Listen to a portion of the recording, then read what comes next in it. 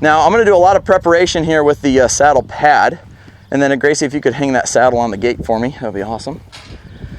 I like to do a ton of preparation with the pad, and of course this is one of my tools that I got, saddle and pad.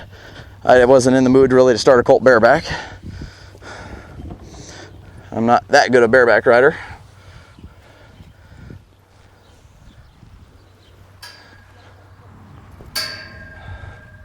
Boy, so again, I really like that. Super quiet with that.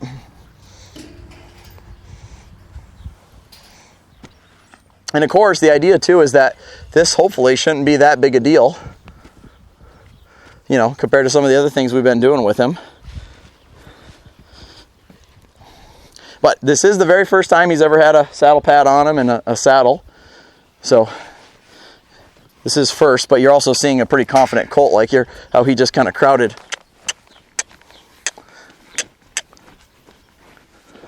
Now I'm going to wait for him. He backed up, but now I'm going to wait for him to lower his head down too.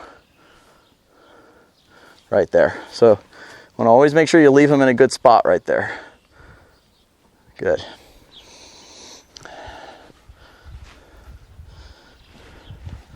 Alrighty. And now I want to go ahead and bring him off the fence a little bit. I don't want him to feel too claustrophobic by that.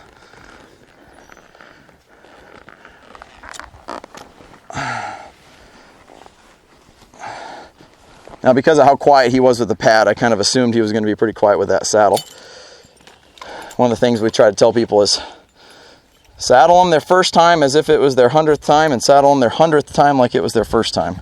Meaning just do it nice and smooth and slick. Don't flop it on there.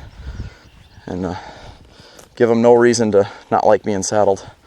So I'm not going to mess around here. I'm going to get right after it and get this cinched up because I don't have a lot of control over him with his head.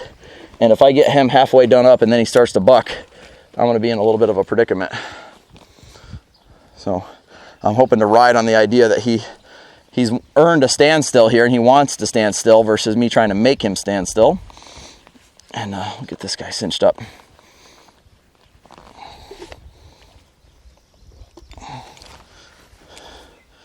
So it's just snug right now. Again, I don't really want him to go anywhere until I get him all the way done up.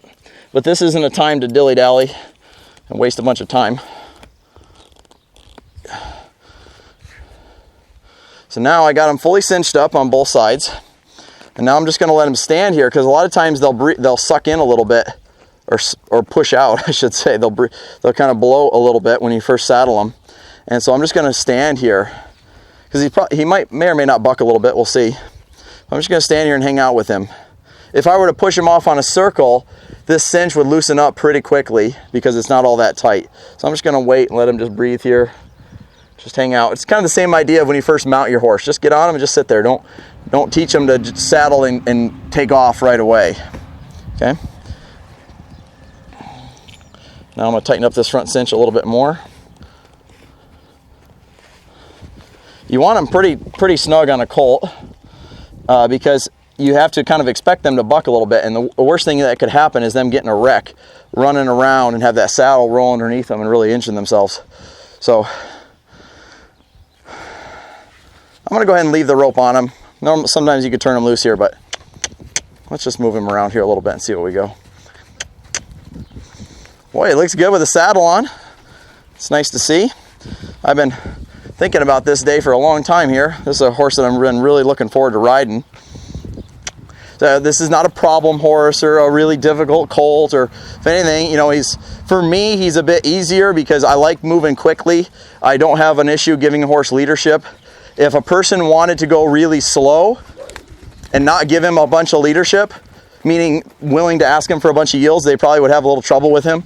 This colt might eat their lunch, you know, but they're all different. They're all unique. A different kind of horse, we might be going through half as many steps as we did today, going a lot slower to build their confidence. It just depends. Again, I want him to find forward.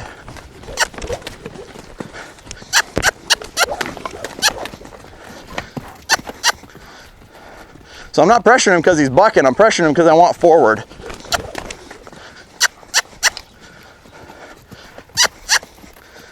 Good deal.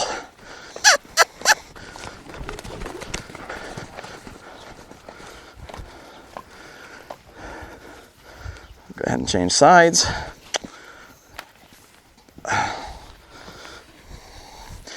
Manage my rope here a little bit.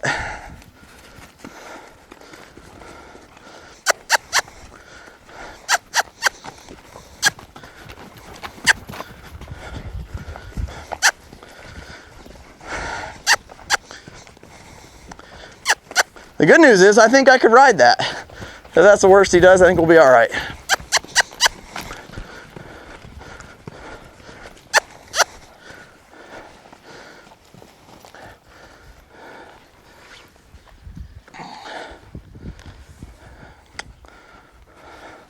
Ooh, I like how sensitive he's getting to that. Good. Sometimes I like to test him too and go, what if I just said stop all of a sudden? See, what if I was sitting on him and I said, whoa, I don't want to fall off right there, and I got a hold of him. Could he handle that? There's a saying, I'd rather be prepared than lucky. And it means that if you're riding a colt or you're handling horses in general, there's going to come a time where that horse does something that you weren't expecting. They might have stumbled, they might have spooked, they might have bucked, they might have lunged after another horse, something that you weren't planning for. And so I want to put my horse, and then if you're sitting on him, you might reach down and get a hold of him because, whoa, it startled you when that situation happened. And so I want him to get prepared that if I reached down for him and said, whoa, now, could he do it? And you can see he's got zero issue with that. He turns, he gives the pressure right away. So I don't need to keep doing that. I don't need to drill on it.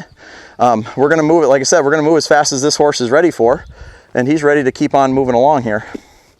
Now, one of my favorite yields, once they're wearing a saddle, is to put the rope all the way around them here.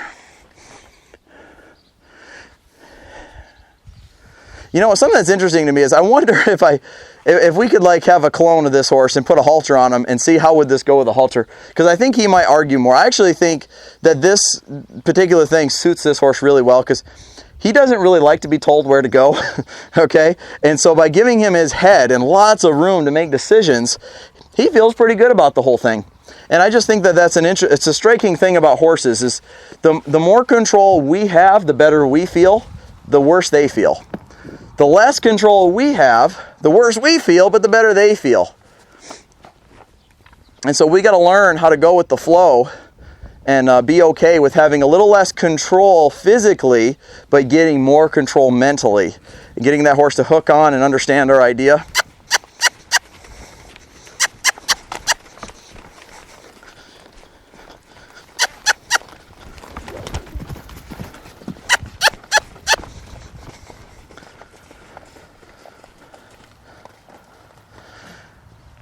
Okay, so we're going to go ahead and do that again.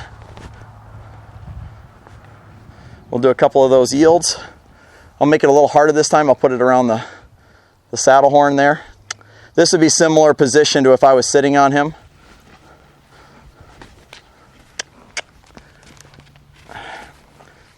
Could he figure this yield out?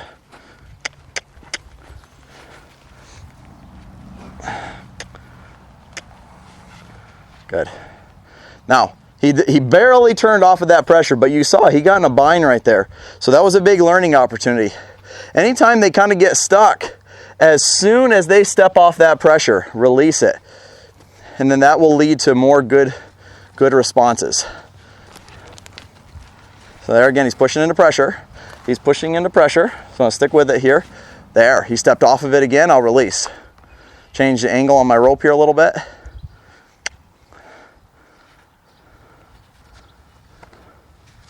Attaboy. Good. So for good measure, we'll go ahead and do that one again. Make sure it wasn't an accident.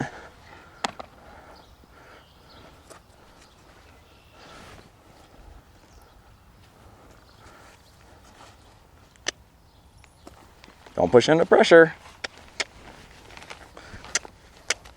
So you can see this is exactly what he's going to do if I was sitting on him. I'd put a feel on this neck rein and he'd just lean into it. So I'm fixing that moment. So you guys watch, because this moment's going to show up again, because I can't have that rope all the way down there by his hindquarters when I'm sitting on him. So we got to get that yield done. And once I fix it here,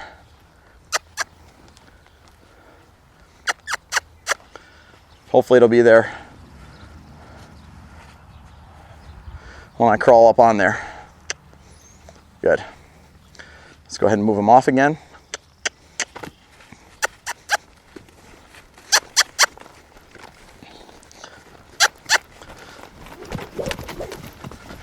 But see, that's what I kind of got to get rid of there. He's got to find forward there without bucking. Because that's, if he does that a little bit now, you can imagine when there's a cowboy sitting on him with legs on both sides, he's going to feel even more pressure just inherently than he does right now. So I'm just going to release him here on this turn and go here a couple times so that he gets in the habit. If we're sitting on him, a lot of times we turn and then we want to go somewhere. And so I'm trying to mimic that pattern a little bit here on the ground and cause him to have that similar feel once I'm sitting on him. I hooked on my stirrup.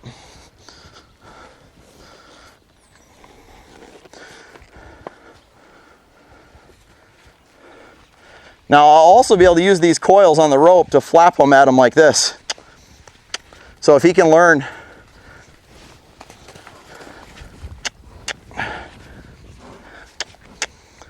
to give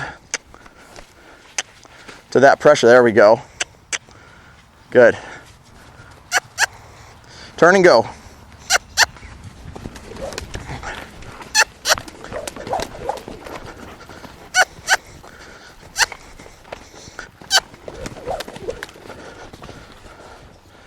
Good.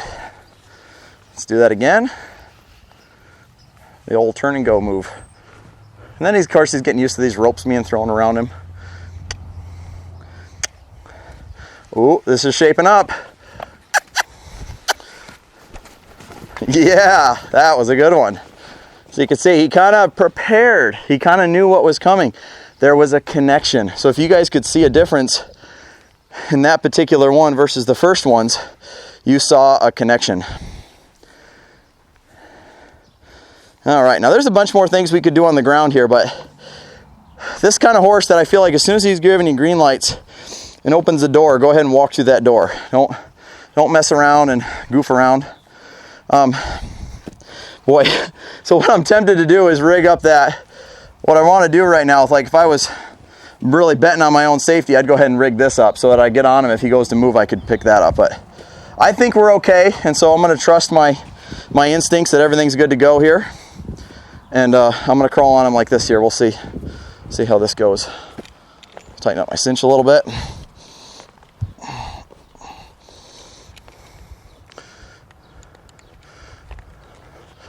So I'm going to tighten up that one, and the back cinch is loosened up a little bit, so we're good.